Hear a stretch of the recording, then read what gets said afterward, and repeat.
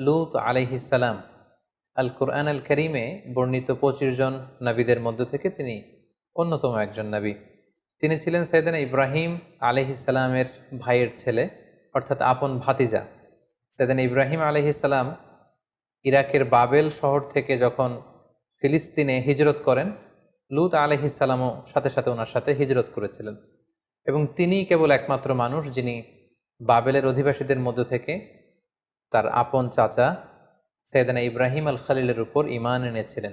আল্লাহ তাআলা বলছেন ফা আমানা লাহু লূত, ইব্রাহিম আলাইহিস সালামের উপর কেউ ঈমান আনেনি কেবলমাত্র লূত আলাইহিস সালাম ছাড়া। ওয়াকালা ইন্নী মুহাজিরুন ইলা রব্বি, আর ইব্রাহিম বললেন যে আমি হিজরত করব আমার রবের দিকে বা রবের আদেশে ফিলিস্তিন ভূখণ্ডে। লূত আলাইহিস সালামও সাথে সাথে ওনার সাথে হিজরত করলেন।